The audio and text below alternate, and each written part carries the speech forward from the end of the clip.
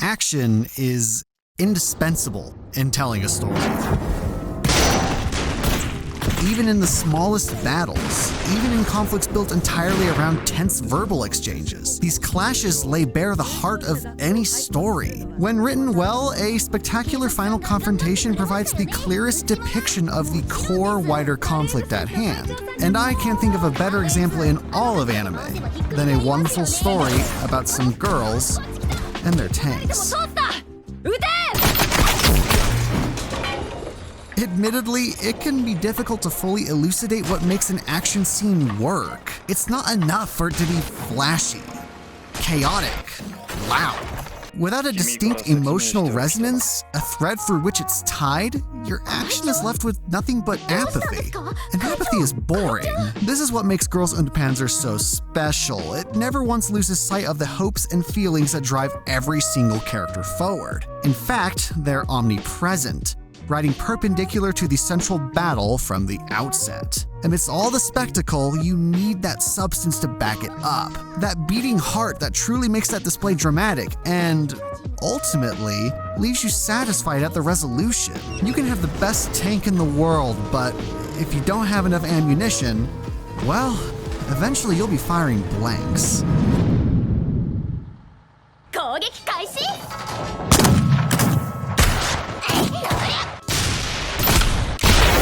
Action is nothing without consequences, without the tank tracks to keep it firmly planted on the ground, no matter how extravagantly it might appear once everything really explodes. Without adequate stakes, there's nothing to care about. The film does this so well precisely because it's predicated on our main cast's outstanding victory in the finale of their previous bout. That incredible triumph promised the continuation of everything they've come to hold near and dear. Yet, it's cruelly ripped away in spite of their efforts. No more school, no more tanks. But far more crucially, the bonds they've so lovingly formed are being callously trampled upon. And yet, this isn't enough to appropriately set the scene.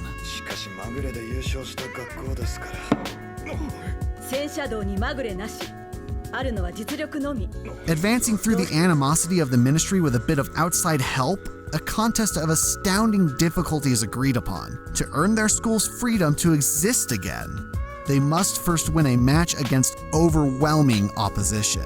And it's in this battle that we will see the distinct values that threaten to overwhelm our protagonists. Pride and vanity portend a dizzying defeat, because that's what Miho and her friends are staring down. Defeat seemingly imminent, yet they have no other choice.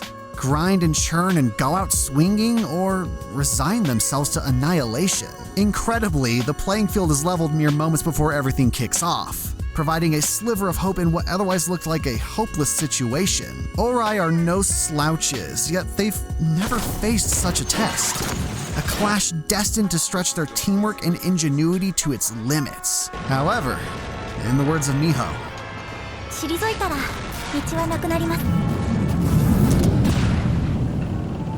yet the arena is where this confrontation must be settled. The theater in which everything is gradually brought right to the forefront. The battleground in which our cast and their values will be put to the test. The stage has been set.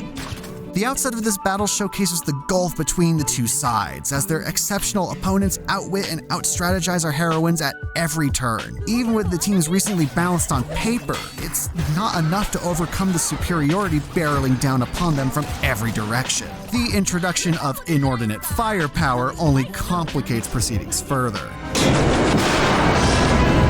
Yet this doesn't dissuade our protagonists, and they quickly fire back with their own special brand of creativity, making these sequences so much more satisfying than they have any right to be. Seeing the lengths with which they're all willing to support each other against their foes, and the clear distinction of values that punctuate the circumstances makes the action so exhilarating. Their opponents are the embodiment of their fears, the behemoth threatening to trample their dreams beneath its tracks. Sure, it's literally their opponent for this bout, but this academy represents the oppressive weight of the people in high places attempting to squash their dreams simply because they can. Everything is lovingly crafted to perfectly capture this monumental struggle. The way the battleground is highlighted exemplifies this titanic battle so wonderfully. The scale, the tactics, the movement. It's all there and we can feel it with nary a word. But that's only one method of conveyance.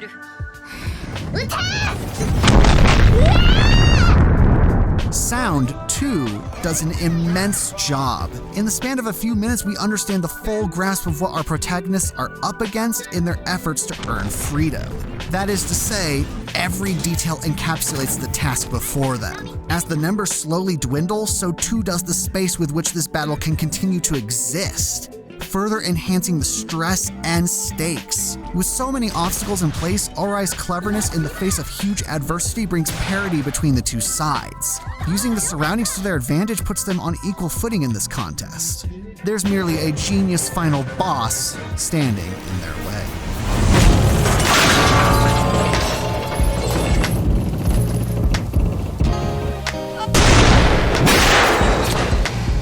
As the tensions continue to mount, we see an increasingly tight space-shaped proceedings.